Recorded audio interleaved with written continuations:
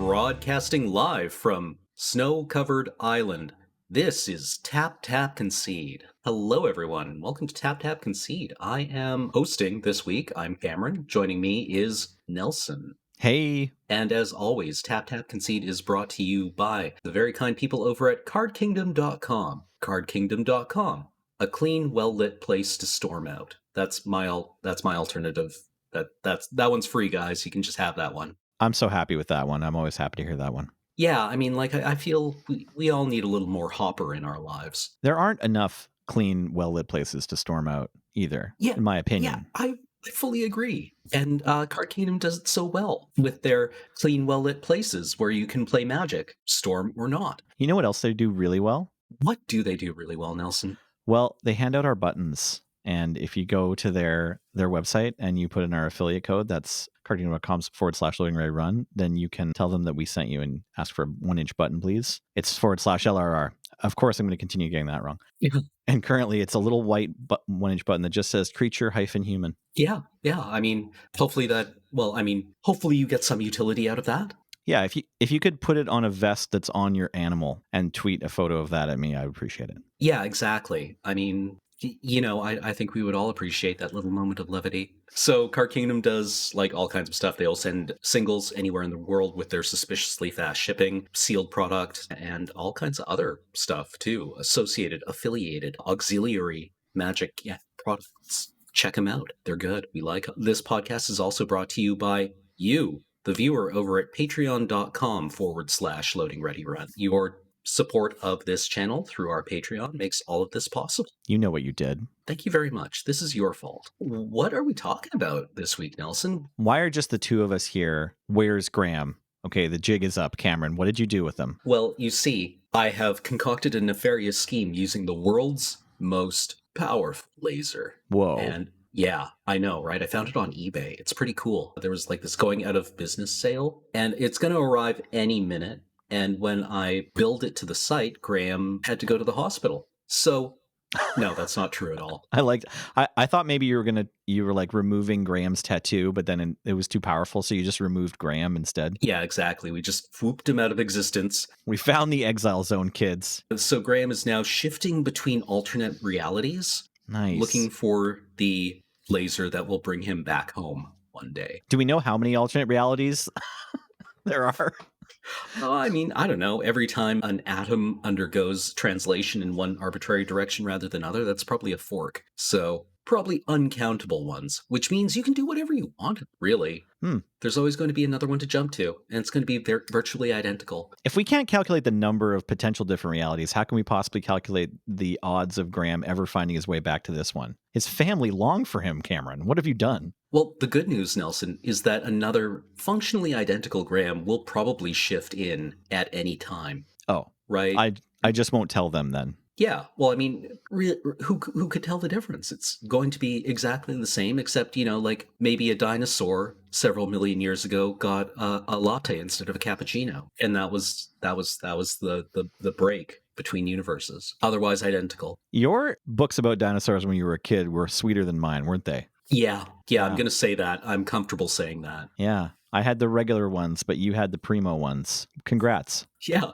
Or, you know, maybe I'm just confabulating things. Listen, if you also, the listener, if any of you are still there, like things that are better than other things, then you've probably heard of and spent some money on Magic the Gathering Secret Lair. Well, I know even if you hadn't, I'm sure you're familiar by now because we talked about it on this podcast so many times. So we mentioned that Graham's not here. Graham, unfortunately, for real, is sick. It's not COVID, but he can't make the podcast today. Yeah, we'll be back with the mythology episode next week. We don't want to do the mythology episode without him. He didn't even give us our permission, but I think if he had, I would still be like, no, we want Graham there. Yeah, did Graham even comment on the thread for this after he was like, I'm sick, I'm not coming in? And we were like, we'll just do a podcast normally. Yeah, no, he said, please go ahead and do that. Oh, good. Okay, well, that's a load off then. Otherwise, We're doing this completely unauthorized. I like the idea of a Renegade podcast, though. We should bring that one back next time Graham is sick. We'll pretend that we just broke into the moon base.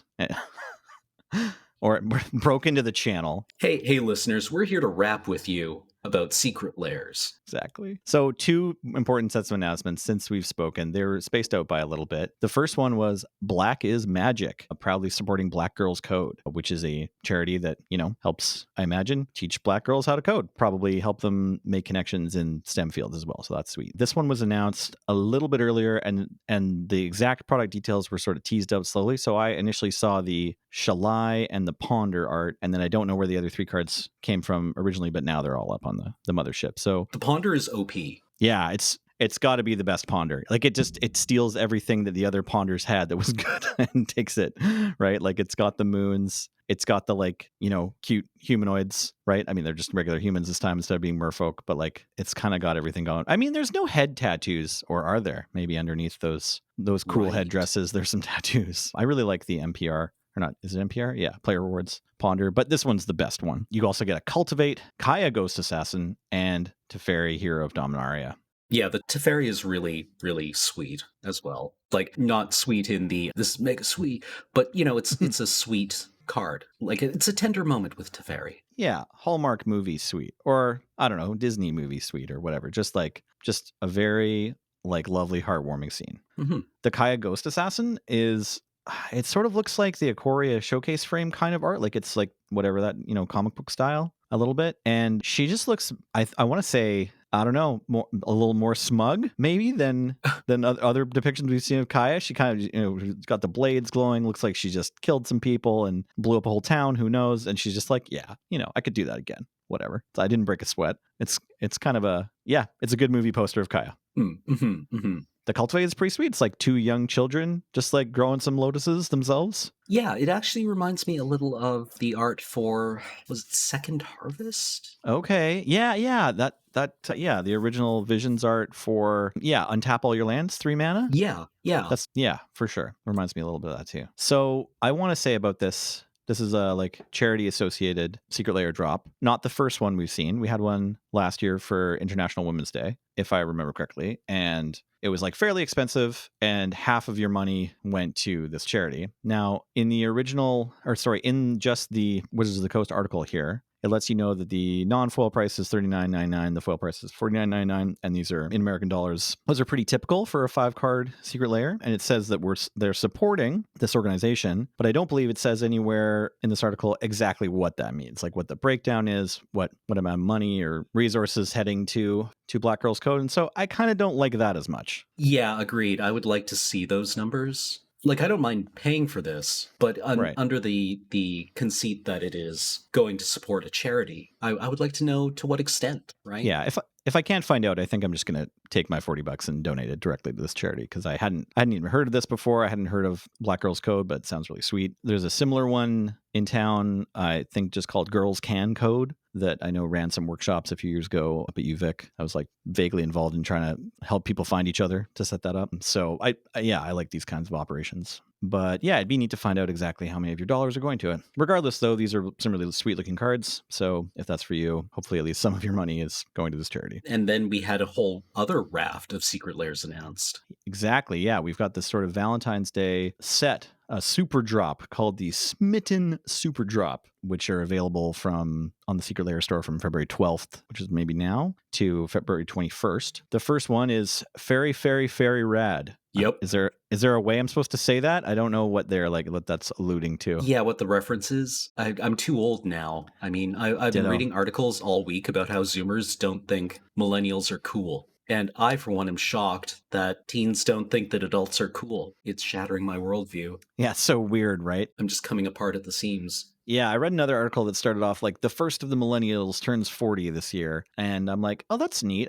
I would have thought the first of the millennials turned 40 last year. Does Gen X claim the year 1980? I don't know. I thought they didn't. I thought they had 1979, but not 1980. Anyways, I thought, yeah, but yeah, we're all getting old now, so that's how it is. Anyways, this is a blue fairies Secret Lair with some very lovely artwork, including reprints of Glenlunder Archmage, Mistbind Click, Spellstutter Sprite, and Vendilion Click. The artwork on this is just unstoppable. I think this is something that I'm going to get. Cool. Yeah, no, they're very, very pretty. It's all in this what do you call this? Like a sort of fabulously multicolored. Yeah, I mean, I want to say it's like, what is her name who does like the rainbow unicorns? If that was good. Okay, fair enough. Yeah, there's a particular adjective that I want to use to describe this use of color and like this style. It's not psychedelic, but it's something like that. Sorry, it's on the tip of my tongue. But they're very rainbowy. But yeah, they're very pretty fairy cards for sure. That one's going. So you can get. Oh, this is only in foil. Sorry, it's so $40 US for 4 cards, only in foil. Okay. Next up, we have the unfathomable, crushing brutality of basic lands. Obviously, following up on the Kaldheim set, and this is the first time they've just given us a secret layer that's one of each basic land with alternate art. How would you describe this art, Cameron?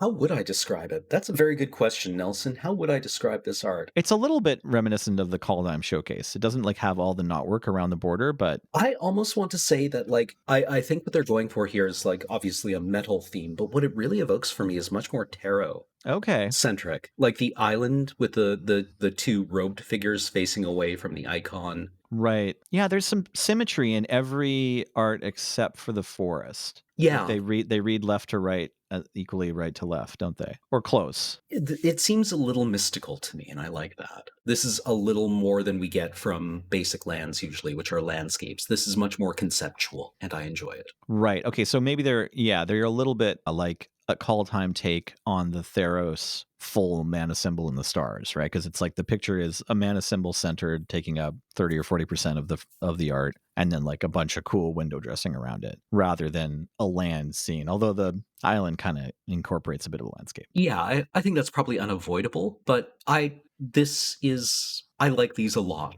I like these a lot. What is mana, really? Right? What is a land as a mana source? And this plays with that concept a bit. Yeah. The other thing I'm getting looking at them is like the person in your class that just wanted to doodle the whole time that your math teacher was like droning on, or your history teacher was droning on, like, and they would just be like doodling full pages in their book. It's like if time stood still for that person, then they wanted to draw a bunch of magic cards. They're just like really nice, just black and white pen drawings, because they're all completely devoid of color. Mm-hmm. So yeah, pretty sweet art. Very different from every other basic land you've ever seen. Yeah, I think I endorse these. I kind of like these a lot. The more I look at them, the more I want them. And I'm very curious about how the foiling will look on them. Yep, that's a good question. I took a first pass of this a few days ago whenever they were announced, and I was like, oh, I don't like those at all. But looking at them for longer, they're growing on me. So I'm also curious what they're going to look like foil and non-foil, and I wouldn't be surprised the next time I see them. I'm like, it's so good. I think I might pull the trigger on these. I was thinking about the fairies, right? I'm like, I could use a new Vendilion Clique. Well, if you're going to buy 2 of these, you're probably supposed to go for the whole Secret Lair drop. Yeah.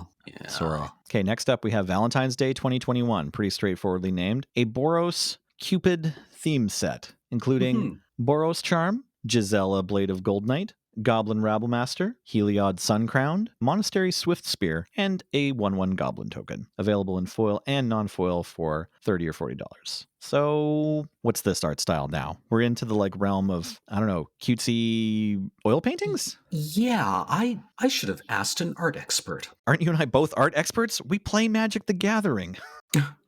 Well, this is a comic style. I want to say it almost reminds me a bit of some of the stuff that I've seen Jonan Vasquez do, but he's like assimilating another art style when he does that. Right. The artist, it's one artist for this whole set, and it's Brandy Milne in this case. Mm-hmm.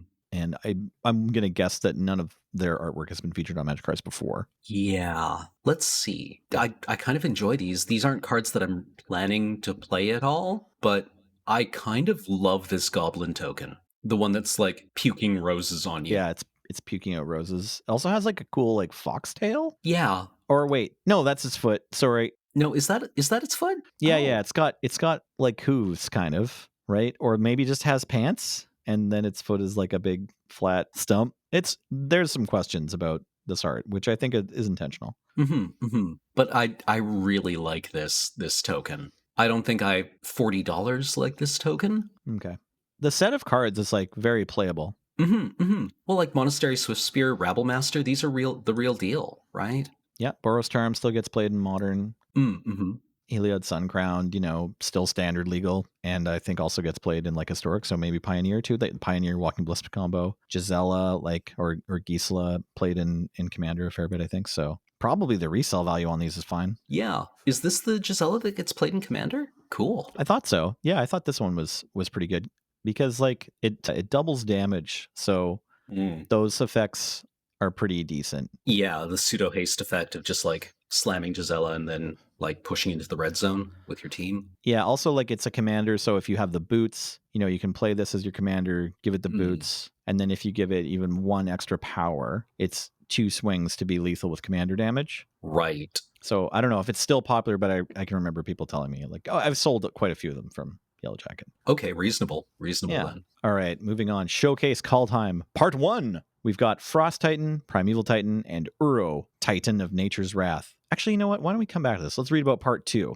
since we have a segue there. Okay, Showcase Kaldheim Part 2 is Inferno Titan, Grave Titan, and Kroxa, Titan of Death's Hunger. So all 5 of the original Titans, except Sun Titan, align up in a color organization with the Titans from Theros. So unfortunately, Sun Titan has to sit on the bench for this round of cool reprints. Yeah, like Sun Titan is kind of it's not the most powerful, but it's the one that I liked the most. I loved flickering Sun Titan and playing with Sun Titan. Just getting targets for it, right? Sometimes you get a fetch land, sometimes you get, a Rex Sage. Possibly the most feel good Titan, just like bringing your stuff back and like the Titan, maybe next to Primeval Titan that sort of like lends itself to interesting deck building. Like I want to say Travis Wu built the deck. Maybe it was just after Phantasmal Image came out. I'm not sure which was printed for or which combo piece was most important, but it was like Phantasmal Image, Sun Titan, and then also like Painter's Servant, and there was like another way to do it. Oh, and then maybe they needed like a green to like tutor for a green creature or something. There's some way that just like put a whole bunch of copies of Sun Titan onto the field, and that was the game plan. I'm forgetting what the card that cared about what was green was, so hit me up in the comments, remind me of what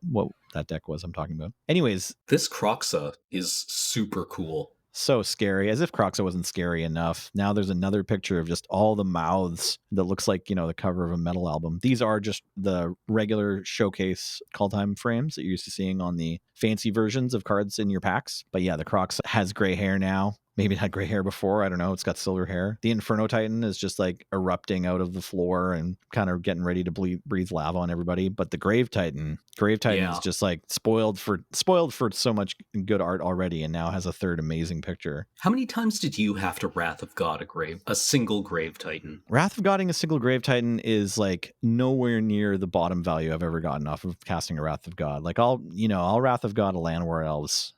That was Fair. a card. Wrath of God is a card. You don't have to get 18 of their creatures for your Wrath of God to be good. No, fair. I just remember like this was the calculus, right? Like they flop Grave Titan and you're like, well, they squeak through a Grave Titan because you get careless and you're like, well, I guess I have to Wrath this thing. Oh yeah. Because it's 10 power.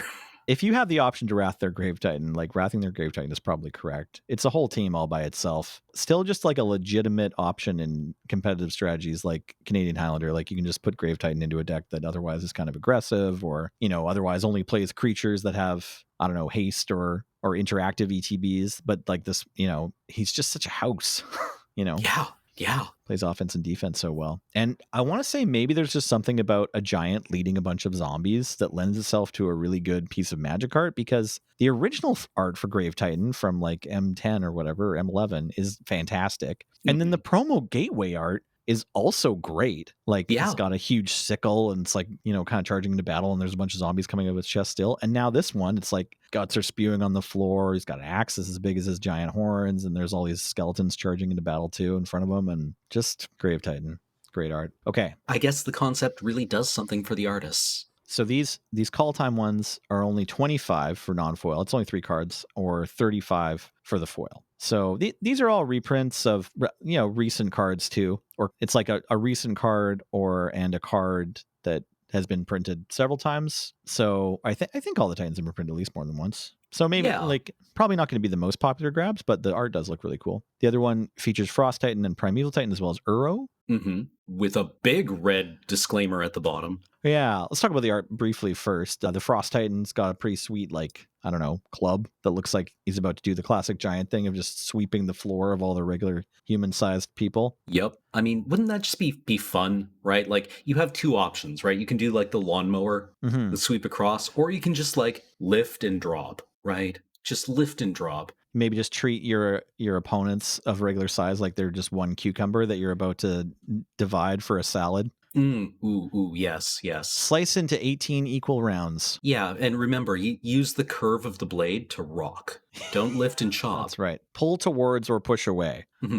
Whatever feels better. Frost Titan, I want to say, looks like the most sort of Kaldheim of the giants. The snow set kind of really looks like this art came from Kaldheim and isn't like slapped on top. Yeah, this evokes actually a very old video game for me, Myth: The Fallen Lords. Oh, cool! I haven't played that one. Oh, it was a Bungie RTS from like the late 90s, but it had really good story, and this is basically one of the missions. Sweet. This art is depicting one of the missions. Okay. The Primeval Titan looks, I don't know, a little bit like the Green Man, or like maybe there's supposed to be like a connection to one of the Norse gods. I'll have to keep paying attention and listening to our next Norse mythology podcast, but like has huge antlers, and then like its eyes are really deep set behind, like does it have tusks too or something? It's got a bunch of things coming out from around its head, and it's like climbing up a slope, I want to say. It's either climbing up a slope or it's wading through a river. Yeah, like the art is very evocative. It's a little impressionistic, and I like that. It's much less concrete about what's going on here. And the Uro looks like a Marvel villain to me. I don't know. This looks like a comic book cover of like Thanos lands on Earth. Yeah, I guess like the Titans are giants, right? That's the entire point of this drop. And this feels a lot more giant-like than the Theros Uro art, I guess, which was very kind of like elemental. Yeah, and also like the Theros art, while pretty cool, it sort of takes a second to figure out that we're being given the perspective of a giant, right? Like, because it's just like the framing of it asks something of the viewer. Like, it takes a second to figure out what you're looking at when you look at the original printing of Uro, whereas this printing, you're like, oh, that's clearly a figure. Like the head is above the legs and the one fist is closer to me. Yeah, I get it. It's a giant. This is a big dude. This is a big thing. It's going to draw cards and gain life. So it's your first opportunity to buy Uro, since, well, like not, a secondary market notwithstanding, but it's like the first time Wizards has offered Uro in a product since about a year ago when Theros came out. And so they needed to tell you about, what you can expect when you buy this card, or they decided it was in their best interest to tell you. And so inside of the announcement for the Secret Lair, there is a note in bold. Cameron, do you want to read it? Note, we are planning an upcoming BNR announcement. In that announcement, we plan to ban Uro, Titan of Nature's Wrath in Pioneer, Modern, and Historic. Additionally, we are continuing discussions about doing the same in Legacy. While we are still working internally on the larger BNR announcement for that week, we wanted to share this information ahead of this sale. So this is new. We've had announcements for announcements, but we haven't ever had like, secret Crackerjack prize banning announcement inside of like a product description. Yeah, Which, yeah. It seems kind of funny. Like, I totally get it, and it's cool of them, I guess. It's like wise, I want to say, to let us know what's happening with the card before they sell it to you, right? Like that's a piece of integrity. It just ends up looking pretty funny. I think that my favorite tweet I saw, well, there's a bunch of good takes on making fun of this on Twitter. My favorite one, I think, I can't remember the author, but it was like, next year we're just going to have banning announcements hidden in the packs, like the Zendikar Priceless Treasures or whatever. Is like, every 2,000 packs has like, a word of warning. It's like, yeah, watch out. Basri Ket's going to be banned in Standard 3 months before he would rotate or whatever. Yeah, it kind of has the, this rubber duck has been determined by the state of California to cause cancer. Okay, sorry. Explain that one for me and our other viewers who don't understand. Oh, it was just something that I remember from a TED talk that I watched like 10 years ago, where an architect who works with an industrial chemist was talking about the way that we design things. And he showed a picture of like, he was talking about Ann Carson and where all the meadowlarks have gone. And he said, in my world, this is a duck. And he showed a picture of a rubber duck with a warning next to it that said, this product contains chemicals that have been determined by the state of California to cause cancer. And he's like, what kind of society, creates a product like this and then markets and sells it to children? But yeah, just the we're going to tell you, that there's a warning on this product. Yeah.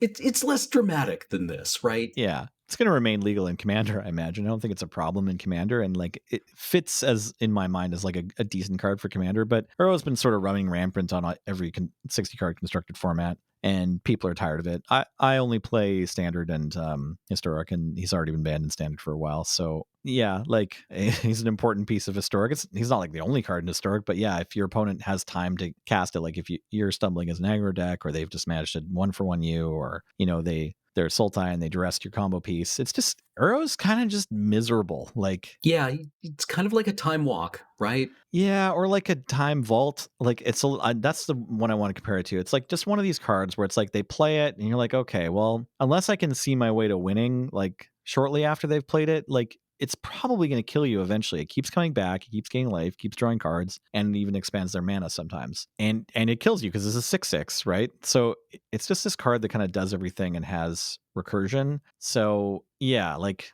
I don't know. It doesn't do anything fancy. Like I still find myself being a little bit surprised that it's had to get banned just because it seems like a card that should be able to be taken apart. But, even though like there's scavenging use around in these older formats and like there's some other halfway decent graveyard removal, it's just like nothing dealing with it isn't as good as playing it. Yeah, exactly. Like I think casting it once is already pretty good, Yeah. right? Even if you're just casting it and it dies immediately. Yeah, for sure. I mean, even a deck with one of them is in there is probably better than one without. Like, and we've seen it in the deck list too. Like, there'll be these decks that don't otherwise, like they just want the mana ramp or they just want the card draw or whatever. And it's like, well, if you have a spare slot, just put an Uro in. Or it's like Uro is like the only creature in this otherwise hard control deck. There's just so many. It does everything so well that it's like you might as well put it in. That's my impression of Uro anyway. I haven't been playing a ton of Legacy or Modern, and maybe it's not as big a house in these formats, but I have read a bunch of tweets of people complaining about it and being tired of it. And I'm super into them banning it in Historic because I don't play it a ton in Historic, and I like other decks more. So I could honestly quite easily see the argument that like this card is powerful and doesn't do anything particularly interesting. yeah, Right? It just kind of does all of those things, generates value, right? Escape is a cool mechanic, and hopefully we keep playing some of the other cards that aren't as busted as this one was that have Escape. I definitely thought we'd see more of that 4-mana Elspeth. We've seen her pop up from time to time, but definitely the Titans have been the champions of Escape. But yeah, that to go back to the way they announced it, it's like hope. The good thing about this is that they did say like, oh, we need to just like let people know as soon as possible. I think what people would have appreciated more, and they probably know this, like R&D probably knows that we just appreciate that the ban happens sooner. Like the window between when it's going to get banned and when it actually gets banned, those days kind of feel like a dead format, right? Because you have to keep playing Uro today and until they ban it. Like if you're playing these older formats or playing against Uro, one or the other, there's still going to be all these Uros getting flopped. But it's harder to spend your time creatively deck building, which is what a lot of the game is for a lot of us. So like you have to kind of imagine a world without Uro. You can just build decks without Uro, even if they're blue and green or whatever, and just try them out, and then you just kind of have to lose the games where you play against Uro, right? Mm-hmm. So like in an ideal world, they just have the BNR announcement figured out, they make it, and then on the same day they can announce the Secret Lair. But I'm sympathetic that they don't have their whole decision sorted yet. They don't know whether they're going to ban Legacy yet, and they also, I'm sure, need to like decide on their exact wording of the announcement, and maybe they're going to ban some other stuff too. So I'm sympathetic to that. But in a perfect world, we would just like have Uro banned right now, and then it's not so weird, and they don't have to put a weird, funny little disclaimer inside of the Secret Lair. Sorry, I'm still finding it funny. I'm still finding it funny now that this is happening. Well, I mean, yeah, like even with the ban in 4 of formats, right? I think the Uro is probably still a fine thing to include. Yeah. It's a cool card, right? We've discussed it has applicability in Commander, and it's just a very strange thing to see, but one that I'm glad is there. Yeah, no shade about the Secret Lair drop. Like, I think it's okay to print banned cards. Like, again, I would buy like a alternate art Skull Clamp if I thought it was really cool, or like alternate art Jitte, and they've done that too. Like they do that. They print cards that aren't available to play in the formats that include the rest of their set, and that's okay. Have you been playing any Magic lately? I've been trying to play Kaldheim, and I have been getting stomped. We're talking about draft mostly, or? Yeah, draft mostly. Yeah, I also have been getting pretty squashed. It feels a lot now more like Fate Reforged. Oh, okay, interesting comparison. Okay. Because it's bomby, right? At least my impression of it is that it is quite bomby, right? Where like in Fate Reforged, you would open your pack, and whatever your rare was, hope it's a good one. They usually were, but it felt like there was a lot of pressure to take that rare. And I've been opening a lot of the dual-faced or the modal dual-faced lands. Well, that's good for your translation of draft into constructed, if you want to be doing that. It is. It's less good for racking up gems, though. Right. In matches. I've been placing a lot of value on the gold uncommons. There's Mm-hmm, two, hmm. right? Like there's a legendary creature and a saga for every color combination, I think, unless one's missing one for some other reason. But I believe there's always a legendary creature and a golden common, and I've been taking those a lot. I think they're better than lots of the rares, but yeah, there's some very powerful rares too. Hmm. I don't quite yet have a sense of like a clear archetype tier. Like these two colors are kind of the best if you can get this deck to work, and then it's this one. Like I've still been trying out various decks. I've been playing a lot of multicolor snow and white based aggro, like the sort of 2/3 Yeah. tap a creature when it boasts, and the 2/1 make a 1/1 when it boasts. Been picking those pretty highly and trying to push through damage. The boast creatures I really like a lot. I think that deck is it's engaging to play at least. I also really like the blue Foretell based decks. Yeah, I haven't had too many foretell payoffs yet. Yeah, go ahead. I mean, I just like the Raven that you can foretell for 2. Yeah, for sure.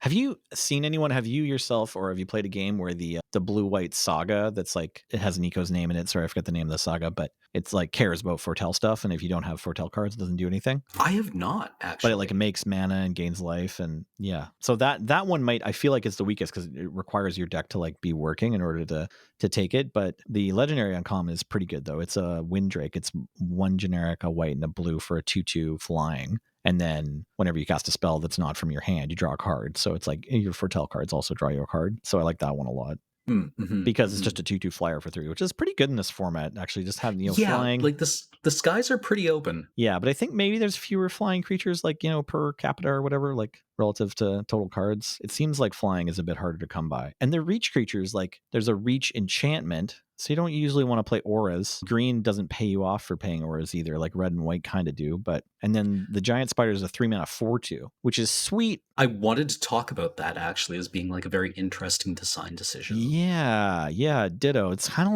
like the red version of Giant Spider we sometimes see. Like sometimes there's a 4 mana 4/3 reach, or even Hmm, better, hmm. usually a 4 mana 3/4 reach. Just better Giant Spider in red sometimes. Yeah, because like when you're playing that card, you think like, well, this trades for Sarah Angel. That's pretty good. And there are Sarah Angels in this format. Yeah, Yeah, this also trades for Windrake. right. That feels less good. Yeah, exactly. But like, yeah, that spider can quite easily trade up, and it can quite easily not. Good comment, Cameron. Good comment. No, for sure. Like that. No, that's all I wanted to say about it too. It's like great if you need to trade with a win or with a Sarah Angel, and terrible if they have two Windrakes, or worse, like a Battlefield Raptor, which is the one drop with first strike flying, and then if they put an enchantment on it, even just to give Mm. it 2 power and first strike, it's like, oh, I can't even block their flyer. Yeah, the Tormentor's Helm in red has been my doom a lot. Like I've certainly died to that card more often than I thought I would at first glance. It's just one red mana and equip one for +1/+1, and if the creature gets blocked, the helmet deals 1 damage to the opponent. So a Yes, slightly yes. better lay-in Scimitar, not as good as a Bone Splitter, but still just gets there a lot. Yeah, like I feel that deck or that card really wants to be in the deck that just generates dwarf tokens. Right. Yeah, that's that one, the 4 mana or it has Foretell and it makes 2/2/1s. I didn't Hmm. think I was going to end up liking it very much, but it's been quite fine. I just thought when we could pay 4 mana to make 2/1/1 prowesses, that was going to be like the better version of this card. But I think Foretell actually maybe makes I mean, they're in different limited sets. When Hmm. I initially looked at like, oh, 4 mana for 2/2/1s, like, I'm more excited by getting Goblin Wizards that have prowess because sometimes you just like attack for 8 with that card. Right, right, yeah. But like also the dwarf equipment, the axe. Okay. I'm ashamed to admit I've been dying to that card just because Oh, it that's okay. continues to trade up all the time, right? Like it makes a token and you're like, whatever, it's a 5/1. I'll just block it with something that dies to it. James is letting us know it's a hammer, not an axe. A hammer, excuse me, yes. Yeah, and it just keeps trading up and it feels terrible. Yeah, all the equipment, it's a bit more reliably useful, I think, in this format than a lot of other formats. And they made them a bit better. Like all the colored equipment, I think is a little better than what we've seen from kind of, limited focused equipment, like so mediocre equipments from past sets. Still none of these cards I expect we're going to see in constructed, but yeah, they're doing things. Yeah. So like I don't know. I've been enjoying the format so far. It feels interactive. The cards have a lot of text, so you feel smart for playing them. And I'm looking forward to doing it more. I guess that's my comment so far on Kaldheim Limited. I like it. In Cool. spite of the fact that I feel that I'm getting stomped due to factors that are not my fault in any way. Yeah, I also have never made a mistake playing Magic or drafting. Exactly. Thank you, Nelson. And yet somehow my last 3 matches I'm 0-3. Yep. Yeah, yeah. I've been putting together like, I don't know, like all of the associated cards for the decks that I want to play, but never getting the cores that really make them sing. So a lot of my games have been like going very, very well, and then my opponent just flops 2 rares and I die.